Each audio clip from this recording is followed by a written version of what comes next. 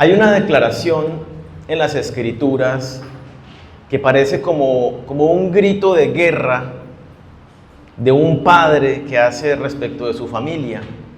Y es en Josué, capítulo 24, versículo 15, dice en un momento crucial de la nación de Israel, Josué hace esta declaración, este llamado y declaración. Si mal os parece servir a Jehová, le dice a todo el pueblo, escogeos hoy a quién sirváis, si a los dioses a quienes sirvieron vuestros padres cuando estuvieron al otro lado del río, o a los dioses de los amorreos en cuya tierra habitáis.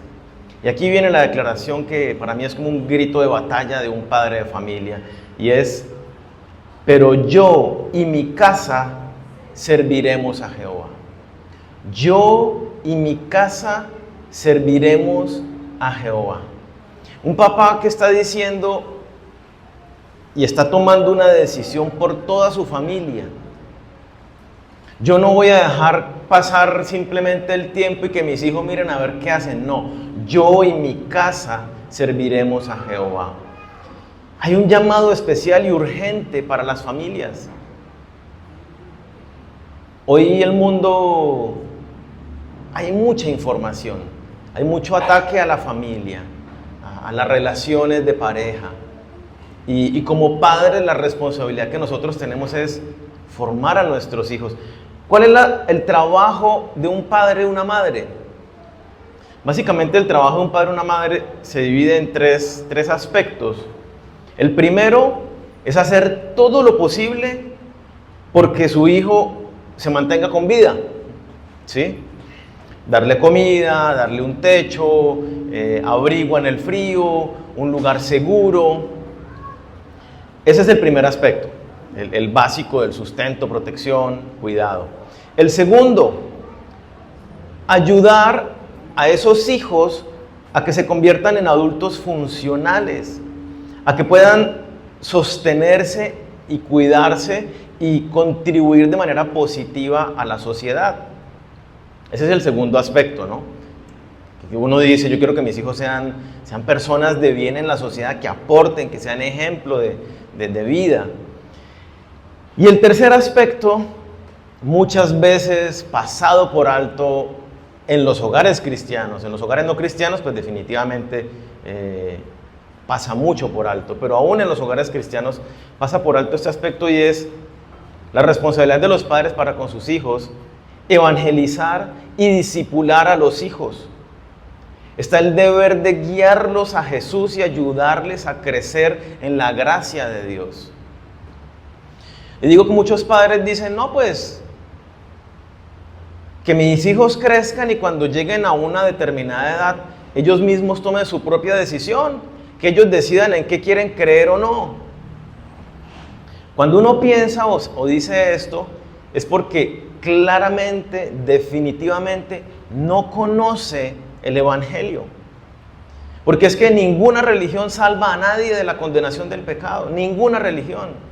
Ni las buenas obras, ni el ser una persona moral, ni con muchos valores, ni con muchos principios.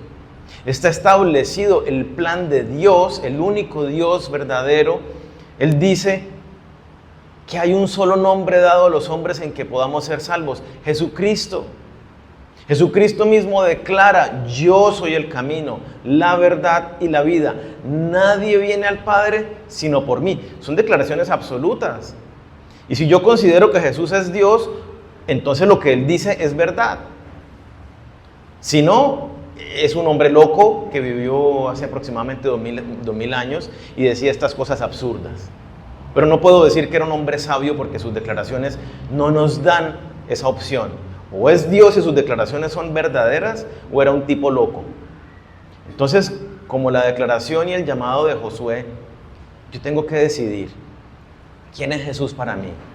Y cuando entiendo y conozco el Evangelio, me doy cuenta que la única oportunidad que van a tener mis hijos de librarse de la condenación eterna a causa del pecado es Jesús.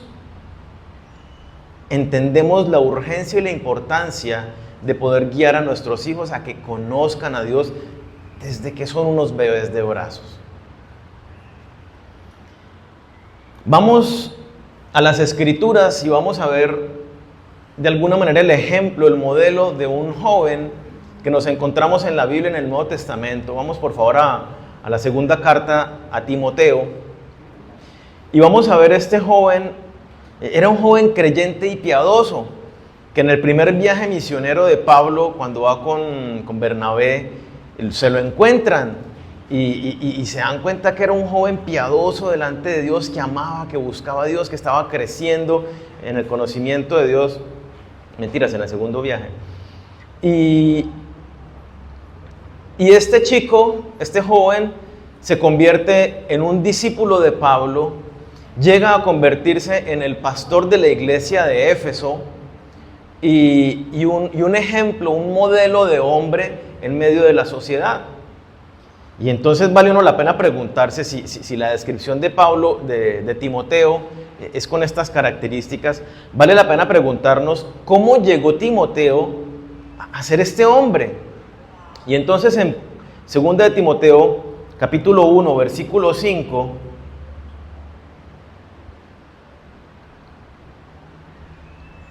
vamos por favor en nuestras Biblias, 2 de Timoteo 1:5, Pablo le escribe esta carta a Timoteo y miremos lo que le dice. Traigo a la memoria la fe no fingida,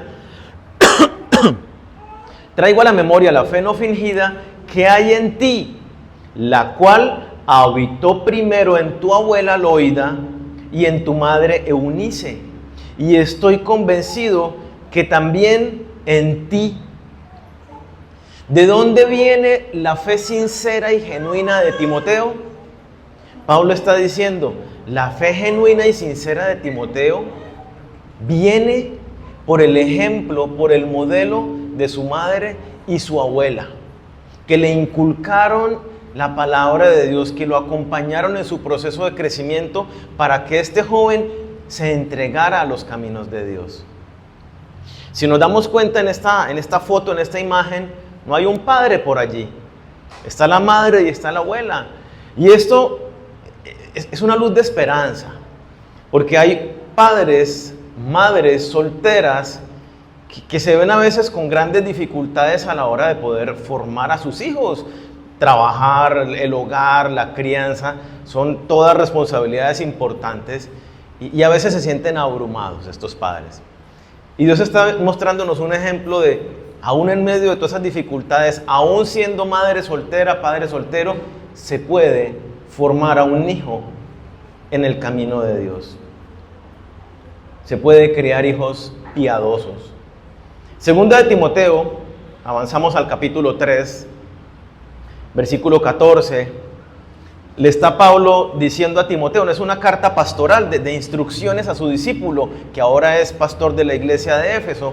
Le está dando instrucciones y le dice, versículo 14, pero persiste tú en lo que has aprendido y te has persuadido, sabiendo de quién lo has aprendido. Mire que Pablo le está diciendo, vea, manténgase firme. ¿En cuáles enseñanzas? En las de su madre y su abuela. Usted sabe de quién aprendió el evangelio, de su mamá y su abuela. Usted sabe que ella no simplemente era carreta religiosa, sino que realmente vivían a Dios en su cotidianidad. Mantenga su vida en ese mismo camino. Continúa, versículo 15. Y que desde tu niñez has conocido las sagradas escrituras, las cuales te pueden hacer sabio para la salvación por medio de la fe que es en Cristo Jesús. ¿Desde qué edad? ¿Desde cuándo conocía Timoteo las escrituras? Desde niño. Desde pequeño Timoteo conocía las sagradas escrituras. ¿Y cuál es el énfasis que le hace Pablo en este comentario? ¿Cuál es el poder que van a tener las escrituras en la vida de este niño? Alcanzar la salvación. Lo que yo mencionaba hace un rato. Queremos lo mejor para nuestros hijos, ciertamente. Pero ¿cuál es el pensamiento de la mayoría de los padres en la sociedad? Darle lo mejor a los hijos, ¿qué implica? Que el papá, que la mamá, los dos inclusive hoy en día, estén afuera trabajando para tener buen dinero, para que mis hijos vivan en una casa con comodidades, que tengan todo lo que yo no tuve. Entonces el piano, la guitarra, balones de todas las formas, todos los carros, o sea, todos los juguetes y todo lo que yo no tuve, mis hijos lo puedan tener. Que tengan acceso al club, que puedan viajar y que tengan otro aspecto. Tengo que darle a mi hijo la mejor educación. La mejor educación vale un par de millones de pesos mensualmente. Es lo que nosotros decimos, lo que pensamos como sociedad. Entonces, darle a mis hijos lo mejor es adquirir mucho dinero para poder pagarles un buen colegio, buena universidad, juguetes, comodidades. Y mis hijos crecen siendo los más consentidos del mundo, los más viajados por el mundo, los que estudiaron en los mejores institutos del mundo y se mueren y se van a la condenación eterna. ¿Qué sentido tiene vivir una vida así? ¿Cómo no nos vamos a preocupar por la eternidad de nuestros hijos? Si nuestra vida en la tierra es un suspiro, nuestra mayor prioridad tiene que ser la eternidad de nuestros hijos antes que su tiempo presente. Que no tienen con qué comer, que les aguantan un poquito de hambre, bueno, pues gloria a Dios tenemos que comer alguito. Pero que cuando les llegue el momento se encuentren con el Señor y sean librados de la condenación eterna. Que aguantaron un poco de frío cuando hacía frío en las noches, pues, y nos tocaba dormir a 6 en una sola cama. Gloria a Dios teníamos una cama y cabíamos los 6. Pero cuando se vayan de esta vida, se encuentren con el Señor. Eso es lo más importante. Y entonces lo que estamos viendo en este pasaje nos está mostrando y revelando cuál es la relevancia que tenemos nosotros como padres en la vida de nuestros hijos, y es el cuidar no solamente los aspectos materiales, sino sobre todo aquellos que redundan en la eternidad. ¿Qué hicieron la mamá y la abuela de Timoteo? Nosotros vemos que la formación de Timoteo fue con base ¿a qué? A las Escrituras. Tú conociste las Escrituras desde que eras un niño, Timoteo. La mamá y la abuela de Timoteo le estuvieron enseñando la Biblia. Y como dice ahí, porque ellas te hacen sabio para alcanzar la salvación. Necesitamos conocer el mensaje del Evangelio. Y ahí continúa el versículo que estamos en 2 Timoteo 3.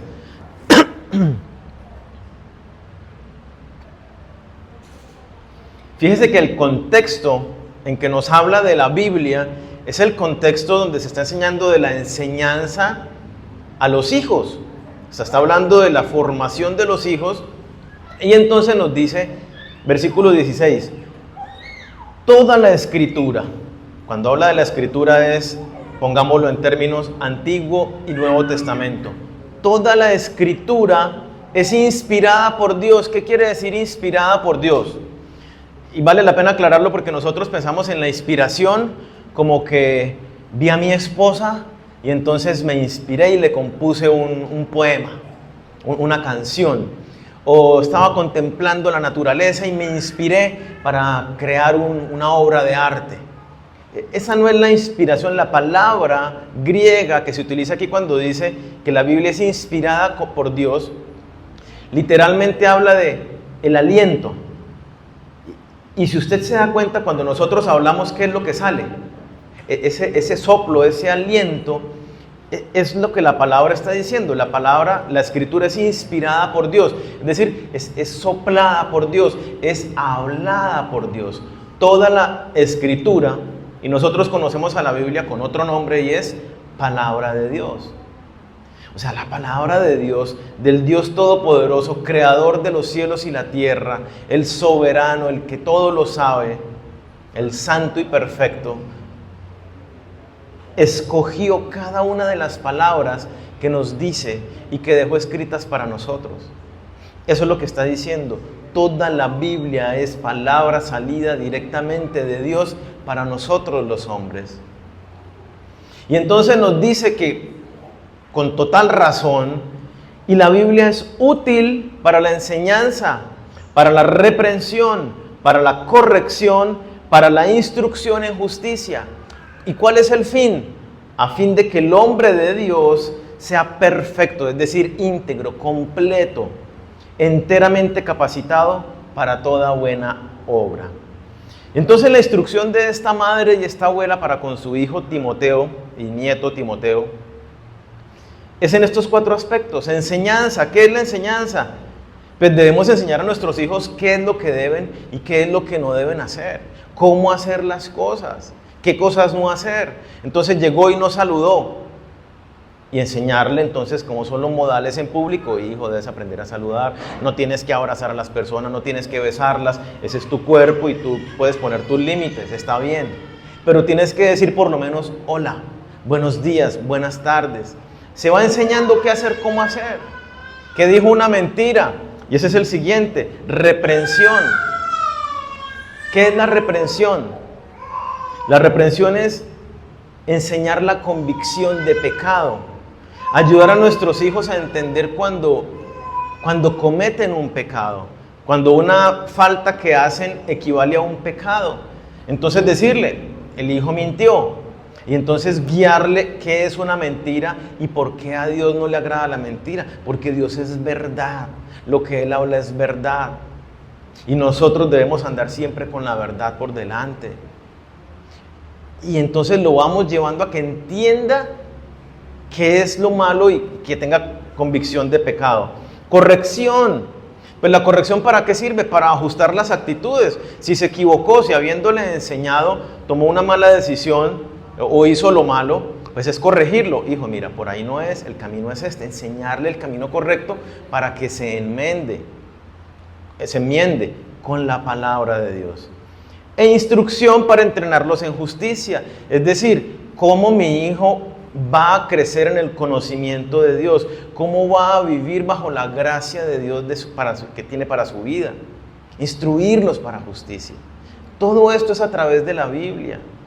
Y esto es lo que vemos que hicieron Eloída y Eunice, la mamá y abuela de Timoteo.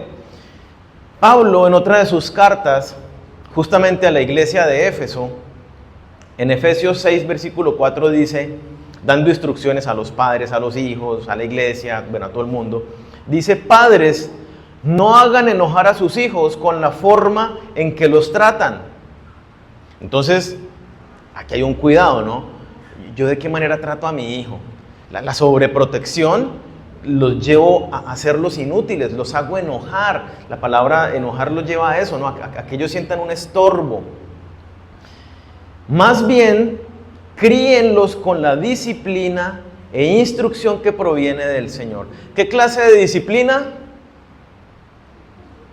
La disciplina que viene del Señor y la instrucción que viene del Señor. Yo no sé si algunos de ustedes los disciplinaban con chancleta, con correa, con el palo de la escoba, con lo que hubiera por ahí al lado, con un rejo, con un cable de una plancha, porque hay muchos casos que llegaban hasta allá. Generaciones un poco no tan viejas ni siquiera, los amarraban a los hijos. Y no estamos hablando de hace 200 años. Nuestros abuelos, facilito algunos, eran amarrados. Entonces, ¿de qué manera es la disciplina? No es agarrar la chancleta y yo le dije que no, así como con todo el enojo, desahogando, que yo le había dicho que no y me lo dañó y lo rompió porque... No, es disciplina justamente aprovechando la corrección como lo dice la palabra. La disciplina es para que aprenda que hay consecuencias de hacer lo malo. Cuando yo disciplino a mi hijo porque él hace lo malo, yo le digo, hijo, te tengo que disciplinar. Él ya empieza, no, quiero que me disciplinen. Yo digo, hiciste lo malo, fuiste grosero con la mamá. Y tú debes saber que hay consecuencias. Ven, te voy a disciplinar. No quiero ir. Y entonces arma la pata. Yo digo, hijo, tienes que saber y entender que hay consecuencias de hacer lo malo. Y me lo llevo y le doy con la varita. No es que le doy con ira y con... No, pero él entiende. Porque si no entiende que hay consecuencias de lo malo, ¿cómo van a entender que el pecado los condena? ¿Cómo van a entender la gracia de Dios, que Él asumió nuestra carga de pecado en la cruz? Necesitan entender esto otro. La disciplina es por el bienestar. No es para desahogar nosotros un momento de ira, de enojo, de tensión porque me dañó algo, porque me desobedeció mi autoridad. La disciplina es para bendecir la vida de mi hijo, para establecerle límites, para que recuerde. El juramento de los caballeros, tiempo atrás, era siempre con un voto y luego con un golpe. ¿Por qué se les daba un golpe, una cachetada? Porque ese golpe sorpresivo sellaba la información. La información se nos graba también con momentos emocionales. Entonces, padres, no hagan enojar a sus hijos con la forma en que los tratan. Entonces nuestra disciplina tiene que ser con amor, con sabiduría, con amabilidad. Criarlos en disciplina e instrucción que proviene del Señor. Todas las etapas del crecimiento de un niño, desde recién nacidos hasta una edad ya de adultos, jóvenes adultos, los padres siguen siendo los responsables de la formación, de moldear la vida de sus hijos. Aún se dice que hasta los 28 años, imagínense hasta dónde llega el cerebro, se sigue desarrollando. Entonces no es que mi hijo ya tiene 20 años, ya se me salió de las manos, no puedo hacer nada. Aún hay tiempo de enseñar a los hijos, de seguirlos formando en el camino y en la palabra de Dios. Y esto es bien interesante porque cada etapa de formación de los hijos trae sus diferentes desafíos. Cuando son un bebé, como algunos que tenemos aquí, pues son totalmente dependientes de sus papás, en brazos, la comida, cambiarles los pañales, son totalmente dependientes. Que si tienen frío o calor, le toques a uno descifrar cuándo y vestirlos de acuerdo. Pero ya cuando tienen un poquito más de 4 años, como otros tantos que tenemos aquí, pues la cosa cambia un poco y ya empieza uno a enseñarles a que se empiecen a valer por ellos mismos, a que se vistan, a que se empiecen a lavar los dientes. Sin embargo, uno los sigue acompañando, que aprendan a irse bañando, que aprendan a saludar, a hacer cosas y empezar a valerse por sí mismos en medio de la sociedad. Adolescentes, ya los va soltando uno un poco más, los deja que cometan errores. Y luego se sienta con ellos y bueno, ¿qué aprendiste y cómo lo vas a corregir? De acuerdo a la palabra de Dios. Ya cuando son jóvenes adultos, uno es más como un consultor que los acompaña, que sigue allí orando por ellos y estando pendiente de ellos. Pero cada fase, cada etapa, nuestra prioridad, ¿cuál debe ser? El desarrollo espiritual de nuestros hijos. Que ellos crezcan conociendo y amando a Dios. Y quiero hacer la claridad, no como una cuestión tradicional, que es que yo pertenezco a esta iglesia, entonces mi hijo tiene que pertenecer a esta iglesia, porque es que es nuestra fe y tiene que tener nuestra fe. No es asunto de imponer nuestra religiosidad, es un asunto de vida o muerte y es el camino de Jesús, no de la religión. Y como lo vamos a ver ahora, si queremos que nuestros hijos tengan una fe viva, nosotros como padres tenemos que mostrarles, modelarles una fe viva. Que Dios no es solamente el domingo cuando voy a la iglesia, sino que en lo cotidiano Dios está en cada aspecto de mi vida. Y que mis hijos lo vean. Y en este orden de ideas, Deuteronomio, vamos a Deuteronomio capítulo 6, por favor.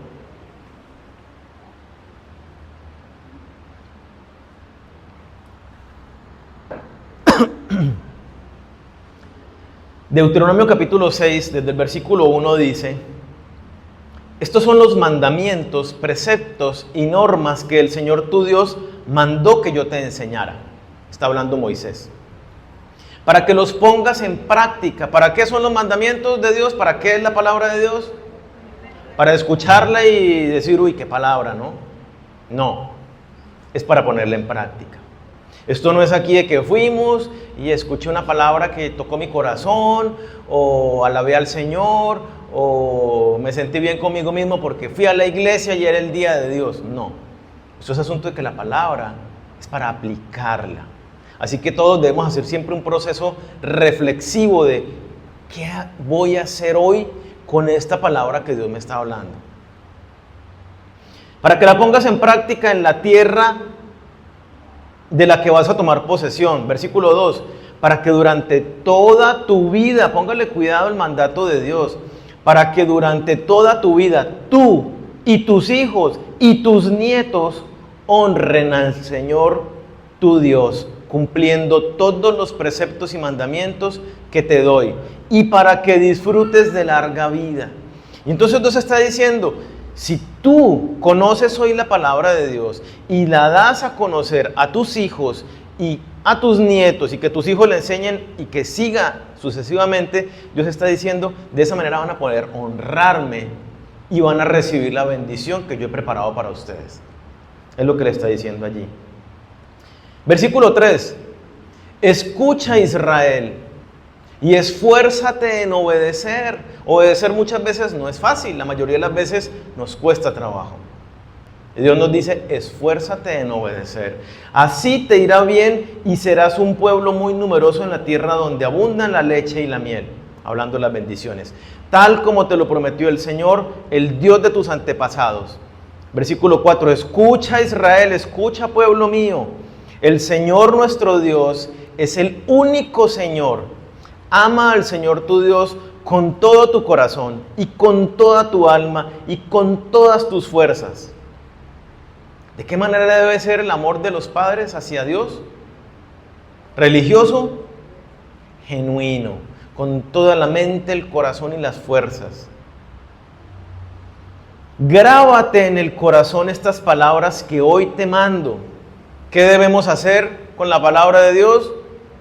Aprendérnosla, grábatela en el corazón, séllala, que no sea que por aquí escucho, yo he escuchado el refrán que dice ayúdate que yo te ayudaré, perdón, el versículo que dice ayúdate que yo te ayudaré. ¿Alguien sabe dónde está ese versículo en la Biblia? Ese versículo no está en la Biblia, ayúdate que yo te ayudaré, al que madruga Dios lo ayuda, es otro versículo que no está en la Biblia, ¿no? Sí debemos aprendernos los que sí dice Dios. Entonces, grábate en el corazón estas palabras que hoy te mando. Versículo 7. Incúlcaselas continuamente a tus hijos. Enséñaselas una vez, dice. Continuamente a tus hijos. Póngale cuidado cómo desarrolla esto. Háblales de ellas cuando estés en tu casa y cuando vayas por el camino. Cuando te acuestes y cuando te levantes. En la casa. Oramos al levantarnos, al acostarnos, le enseño la Biblia en la casa, de manera práctica cuando vamos en la calle, en el carro, en el centro comercial. Le estoy hablando de Dios y cómo la palabra de Dios es real y práctica en lo cotidiano. Si siguiéramos leyendo, dice básicamente, llene su casa de versículos bíblicos en todas las paredes, en las puertas y en todos lados, para que la puedan visualizar y aprendérsela y vivirla. Entonces, como padres hay muchas cosas que, como ya lo hablábamos, tenemos que enseñarle a nuestros hijos. A montar una bicicleta, que aprendan a ser un amigo, ¿sí? que sean buenos amigos de otras personas, que aprendan a relacionarse, que aprendan a cuidar las cosas, no solo las ajenas, sino las de los demás.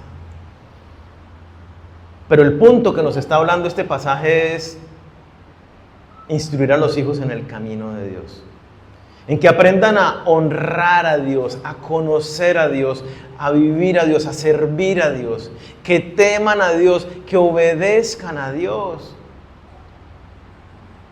O sea, no es simplemente yo lo llevo a la iglesia y ya, allá que se encarguen. De ninguna manera. Nosotros, la iglesia, no somos los responsables de formar a los hijos de nadie. Cada uno es responsable de formar a sus propios hijos, que como iglesia, como congregación, somos una familia. Y todos aquí responsables de ser modelos y ejemplos para todos los niños pequeños que hay en medio de nosotros. Y que como iglesia acompañamos a los niños en unos procesos de aprendizaje. Están arriba en su salón en este momento y están aprendiendo de la palabra de Dios, a conocer a Dios. Pero eso es simplemente una pequeña ayuda que les damos a ustedes en su labor. Es labor de los padres, la responsabilidad de los padres, enseñarles de Dios.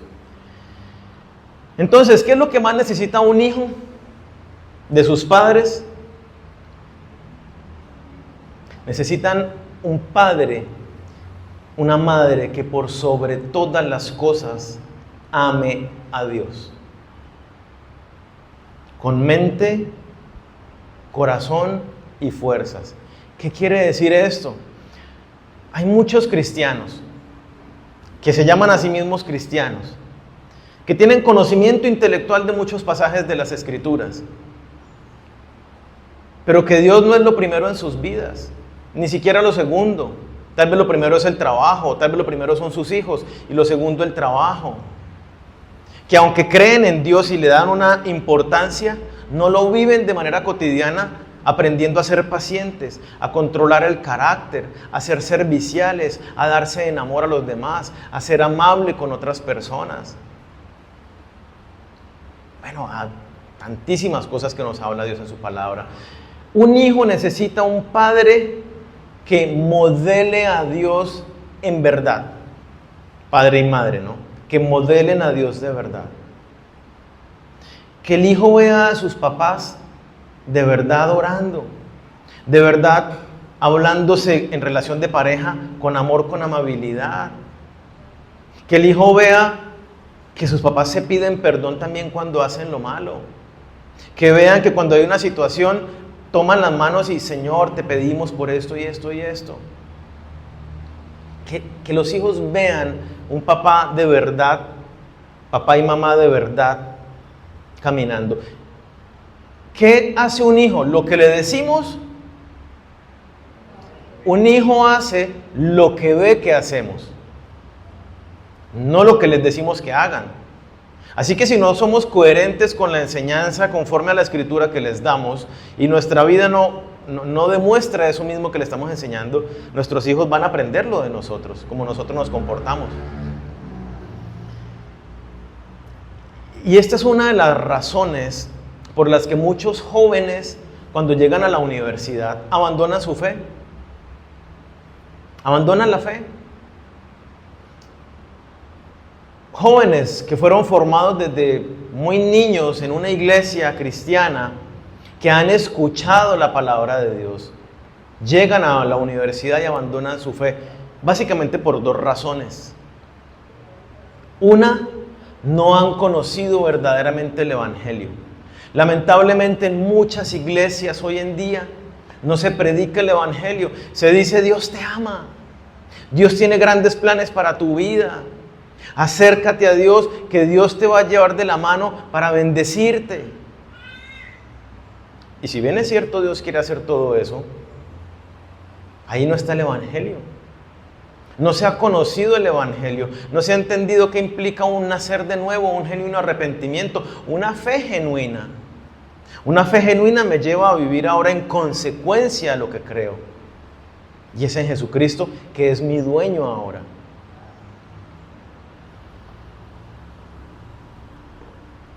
Ese es el Evangelio que la mayoría de las iglesias latinoamericanas hemos escuchado. Ese es el Evangelio que más se predica, sin contar los falsos evangelios de la prosperidad y bueno, otros tantos que existen que no son conforme a las Escrituras. Cuando una persona no conoce el Evangelio y no entiende la verdadera implicación de lo que Cristo hizo en la cruz y no ha depositado una fe genuina en ese Evangelio, la persona simplemente es algo mental. Y la otra triste realidad que lleva a que las personas, que los jóvenes se aparten del camino de Dios, es lo que sucedió al interior de sus hogares. Es que han visto demasiados cristianos viviendo una fe hipócrita, que dicen vamos a la iglesia y luego salen de la iglesia y con groserías y con malos tratos y pasándose los semáforos y gritando al que va por la calle, y en su casa maltratan a sus hijos, no oran, no leen la Escritura. O sea, no hay vida con Dios. Y sí se les obliga a ir a la iglesia. Y entonces estos chicos crecen y dicen, pero si este cuento de Dios es una mentira, ¿yo para qué sigo en esto? y terminan alejándose de Dios. Esa es la triste realidad que nosotros vivimos hoy en día. Por eso el llamado en esta mañana, papás y mamás, es a que podamos vivir una fe genuina delante de Dios, un estar conociendo a Dios. Y si no lo conozco mucho, que con humildad y autenticidad vengamos delante de Dios. Señor, yo poco te conozco, pero quiero empezar a conocerte. Yo quiero abrir mi mente y mi corazón para que tú me hables tu verdad a través de las Escrituras. Tal vez he escuchado muchos mensajes en iglesia, en libros, en conversaciones. Yo no quiero quedarme con lo que dice la gente. Yo quiero escuchar directamente tu voz. Ábreme el entendimiento y ayúdame a conocerte, Señor. Entonces, ¿qué necesita un hijo? Un papá y una mamá que realmente aman a Dios y lo viven con toda su mente, corazón y fuerzas. Entonces nuestra responsabilidad es hacer de nuestros hogares casas de adoración a Dios, lugares donde se viva la presencia de Dios. Y nuestros hijos no escuchen que solamente era algo religioso de asistir, de cumplir, sino que vivan a Dios de una manera muy real. ¿Y eso a quién le corresponde? A nosotros como papás. Y ahí viene, esfuérzate y sé valiente. Tengo que sacar tiempo de dejar de dormir, de ver el partido, de ver televisión, de estar en esto, para tomarme el tiempo con mis hijos y estar allí orando, estudiando las Escrituras, acompañándolos en sus procesos. Segundo, ¿qué necesitan ellos? Que les demostremos la gracia, que les demostremos que cuando fallamos hay una manera de volver a estar con el Señor, de que podemos fallar, pero que el Señor también nos toma de la mano y nos dice, oye, te caíste, ¿cierto? Yo te ayudo a levantarte. Necesitan ver padres que son humildes. Hay muchos padres, de pronto las nuevas generaciones tal vez no, pero las otras generaciones, las anteriores, eran padres que muy orgullosos, no eran capaces de decir, me equivoqué, hijo, perdóname. Que lo que dije ya fue y de malas y no voy a dar el brazo a torcer. No, necesitamos enseñarle a nuestros hijos que nos equivocamos y cómo volver al camino de Dios. Y esto lo hacemos como con el pasaje que leíamos. Toda la Escritura es inspirada por Dios y útil para enseñar, para reprender, para corregir y para instruir. Entonces tenemos que asegurarnos como padres que mi hijo sepa por qué se hace esto. No sé cómo fueron criados ustedes. A mí me decían no. Yo siempre fui muy inquieto, aún lo sigo siendo, de cuál es la razón que hay detrás de esto. Y en mi tiempo con Dios, todo el tiempo es ¿y por qué, Señor? ¿Y por qué? ¿Y por qué? ¿Y por qué? Y entonces me decían mis papás, no haga tal cosa, no me sale. ¿Por qué? Porque yo lo digo. A mí me daba una bronca, no sé a ustedes si alguna vez les pasó. No, ¿por qué? Porque no hay punto. O sea, yo ya era grande. Dígame no, porque desconfío de tus amigos.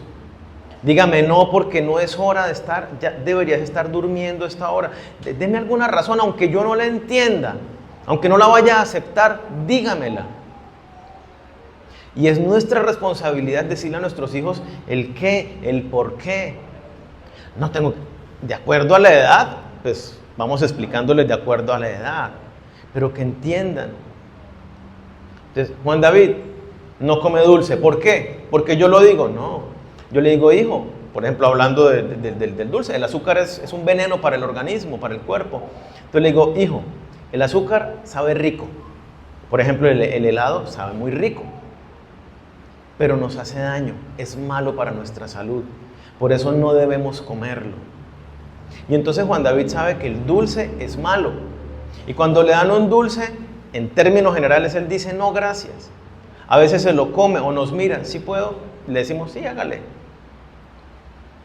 Ayer estuvimos en un cumpleaños y pues cómase el ponqué, cómase todo normal, o sea, sin prohibiciones, sin cosas, pero le explicamos el porqué y él va sabiendo y tomando sus propias decisiones con entendimiento. La reprensión, que entiendan qué fue lo que hicieron mal, que entiendan qué es pecado y por qué es pecado y qué es lo que Dios dice, corregirlos conforme a la palabra de Dios. Entonces, si su hijo se equivocó Su hijo sabe cómo volver al camino.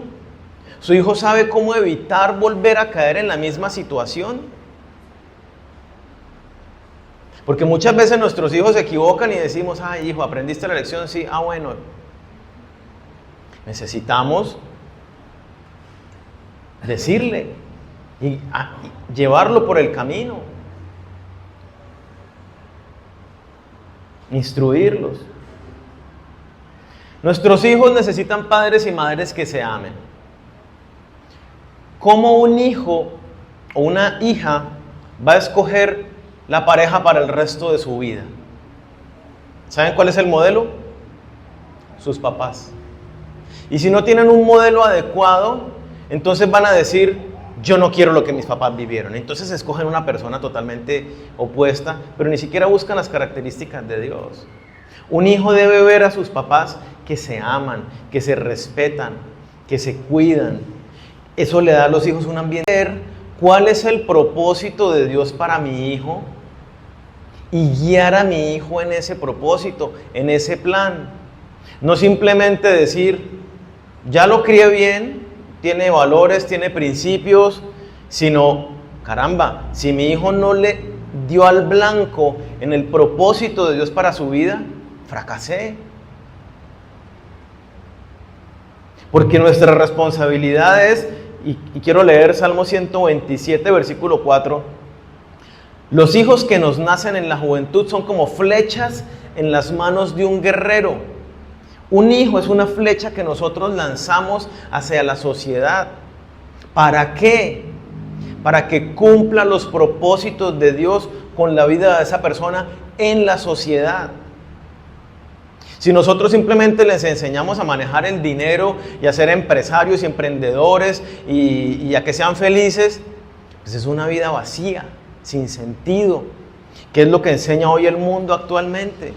Nosotros los seres humanos sin Dios, somos seres espirituales, sin Dios siempre tenemos un hueco, siempre hay un vacío que necesita ser llenado.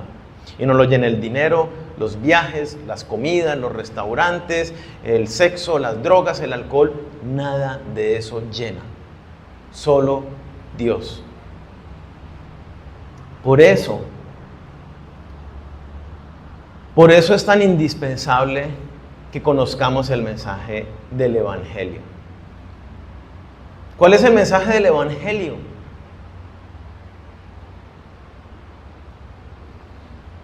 Dios nos creó para Él, perfectos en una comunión con Dios, pero el hombre pecó y a causa de ese pecado, el pecado traspasó a toda la humanidad. Y entonces dice la Escritura en Romanos 3:23, por cuanto todos pecaron y todos están separados de Dios. Todos nosotros somos pecadores, ya cometimos el delito y Dios es un Dios santo. Por lo tanto, no nos podemos acercar a Él. La santidad de Dios le impide tener algo que ver con el hombre pecador. Y Dios es juez justo y ha determinado un día en el cual juzgará a todo el mundo. Y todos vendremos delante de Dios a juicio. ¿Y qué va a pasar cuando, siendo culpables, vengamos delante de un juez justo? Pues que todos seremos condenados. Entonces Dios en su amor y en su cuidado por nosotros trazó un plan. Por eso la religión nos salva. Su plan es Jesucristo. Dios envió a su Hijo que vino al mundo y nació de una manera bien especial, nació de una mujer virgen. Por eso Jesucristo vino al mundo sin pecado, no recibió el pecado transmitido por los hombres, sino que nació limpio de pecado, vivió una vida libre de pecado. Y cuando llegó el momento establecido por Dios en la cruz, dice la Escritura que Jesucristo mismo tomó mis pecados, los pecados de cada uno de nosotros, y los cargó en su propio cuerpo. Y cargando mis pecados en la cruz, recibió el juicio de Dios que tenía que caer sobre cada uno de nosotros. Por eso Jesucristo muere en nuestro lugar, en reemplazo, como sustituto de cada uno de nosotros en la cruz, cargando nuestros pecados. Recibe el juicio de Dios, es sepultado, resucita al tercer día Y con la resurrección Jesucristo da testimonio de que el Padre aceptó su sangre, aceptó el precio que Él pagó por nuestros pecados. Y entonces, ¿cómo podemos nosotros ser declarados justos? Por medio de Jesucristo. Por eso la religión no salva, es Jesús. Si yo reconozco que Jesús cargó mis pecados en esa cruz, si reconozco que soy hombre pecador, que no tengo oportunidad por mis propias fuerzas, por mis propios medios, de ser salvo, si reconozco que Jesucristo es el Hijo de Dios, que vino, cargó mis pecados en la cruz, tomó mi lugar en la cruz y recibió el juicio, que resucitó al tercer día, y acepto ese precio que Él paga por mí, y lo reconozco a Él ahora como el dueño de mi vida, como mi Señor, entonces ese precio que Jesús pagó viene sobre mi vida y entonces soy salvo, soy libre de condenación porque Jesús ya pagó mi condena. Ahora bien, si mi fe es genuina, debe haber una consecuencia. Ya no vivo como vivía antes. Dice 2 Corintios 5:17, de modo que si alguno está en Cristo, nueva criatura es. Las cosas viejas pasaron. O sea, la manera como yo veía el mundo, la manera como creía que me acercaba a Dios religiosamente, la manera como yo hablo, como concibo la sexualidad, la relación de pareja, la política, eso es de cosa del pasado. Ahora ya no me pertenezco, ahora soy tuyo. Y entonces dice, he aquí, todas son hechas nuevas. Empieza un proceso donde yo empiezo a conocer a Dios a través de la Escritura para someterme en obediencia al que ahora es mi dueño. Si yo realmente soy salvo, esa es la consecuencia natural. Jesús dice, por su fruto los conoceréis. Si no parece cristiano, es muy sencillo, no lo es. Si no se parece a Cristo en su carácter, no que ya sea perfecto, que se está moldeando. Pero si no se está empezando a parecer y no se esfuerza por conocer a Dios, no es cristiano, su fe no es genuina. Aunque lleve 30, 40 años en una iglesia y profese un cristianismo, si no hay una verdadera entrega, un verdadero nuevo nacimiento, no hay nada en esa vida. Y por último, ¿qué necesita un hijo de sus padres? Que dependan de Dios. Muchas veces nos frustramos. Puede haber aquí padres o madres que dicen, mi hijo ya creció, mis hijos ya se fueron del hogar, ya no hay nada que hacer, o tal vez mi hijo ya está en las drogas o ya está en alguna situación, ya. Dios está siempre dispuesto a escuchar nuestras oraciones, está siempre dispuesto a darnos sabiduría, a darnos dirección, y a que aún cuando seamos grandes, Dios puede hacer milagro en la vida de cualquier persona. Entonces, necesitamos ponernos a cuentas con el Señor. Necesitamos vivir una fe genuina delante de Dios.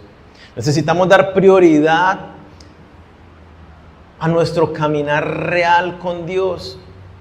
Necesitamos que nuestras casas sean casas de adoración para Dios. A mí me encanta cuando leemos el primer capítulo del libro de Job. Dice que Job, sus hijos hacían fiesta todos los fines de semana. Y entonces Job, ¿qué dice que hacía?